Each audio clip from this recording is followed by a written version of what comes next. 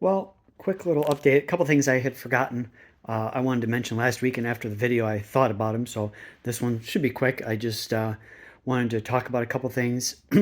um, I did talk to a couple this week. I did talk to a couple custom body guys or whatever. One of them had a shop and sold it. Is kind of doing some work on things when he has time or whatever. So I took it to him, looked at it. He said it was a little bit more work than what he was really wanting to do. He was just kind of doing little things. He thought maybe it was just going to be like a quick trim, like the panel just need to be trimmed back or something like that. But he said that was more work than what he was really wanting to do.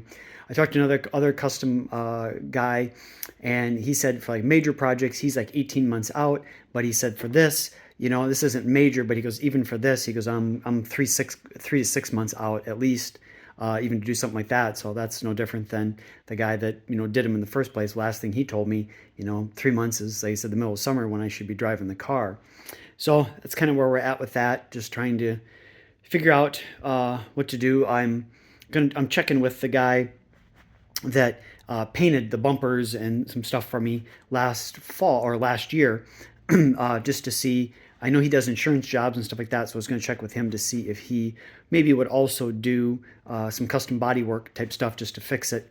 I texted him last week, just waiting to hear back from him. Probably hit him up on Monday and whatever. And then also, I had talked with a guy I know that has a shop in town about fixing that door, the window on that door. I'd mentioned that quite a while ago about it not coming up and like sealing right. And he said he was busy, but he said check back with him in a couple weeks because he said that he would want to keep the car inside. When he was working on it, or if it was drop it off and he could get to it in a couple days, but he wanted to have room in his shop so that he could keep it inside. And I said I'd appreciate that.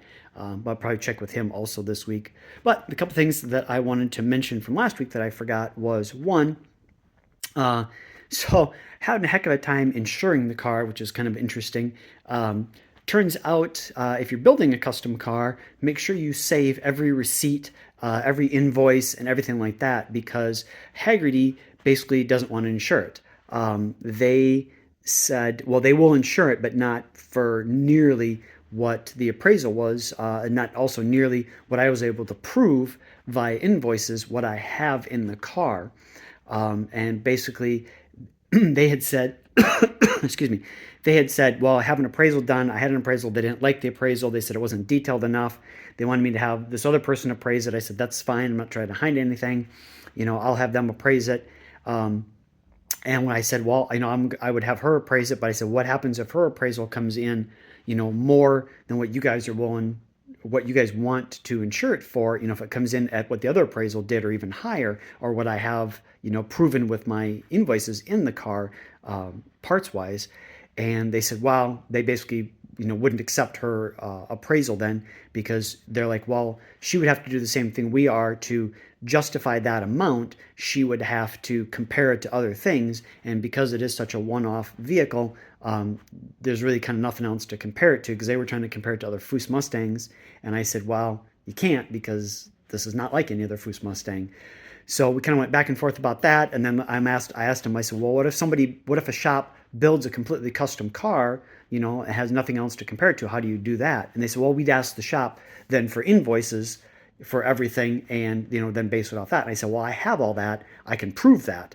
And they're like, no, that's just not going to work. Basically, they just don't want to insure it. And basically what it came down to, what I kind of, in essence, he didn't fully admit it, but he kind of admitted it, that because I built the car myself, they don't want to accept all those invoices. But if I had a custom shop build it, they would take those invoices from the shop and would insure it for that amount. But because I did it, they won't accept any of that. So it's kind of a raw deal.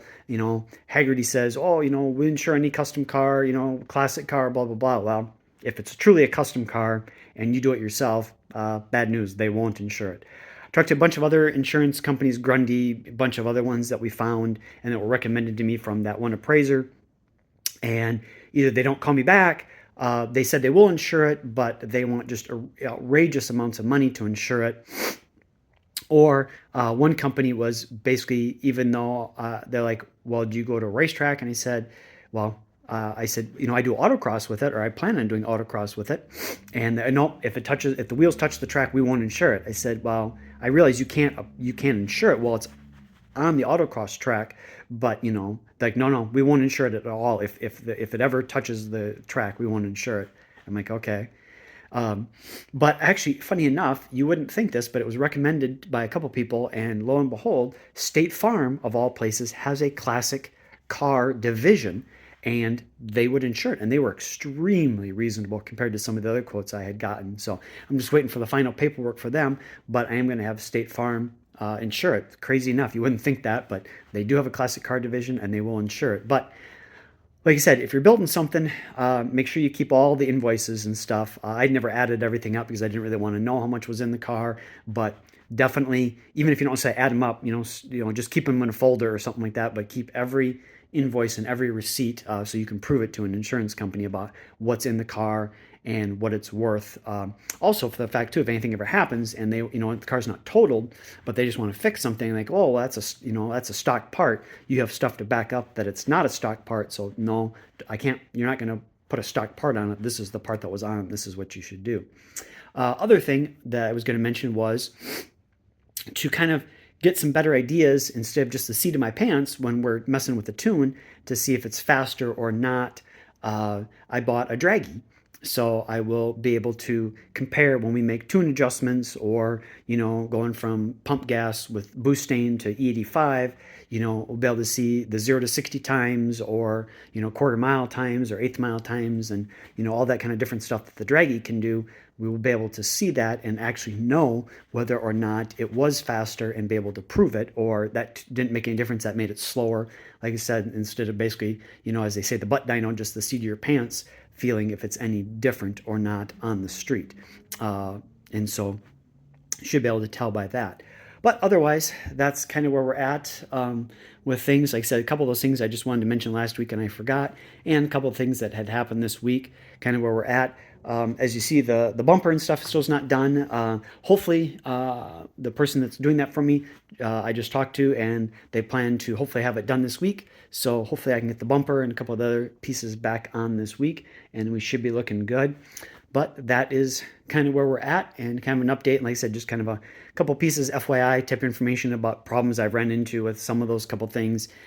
So, if anybody watches this and is doing anything like that, hopefully those couple tidbits of information will help you to not have the same headaches that I have been having, like with insurance companies and stuff like that.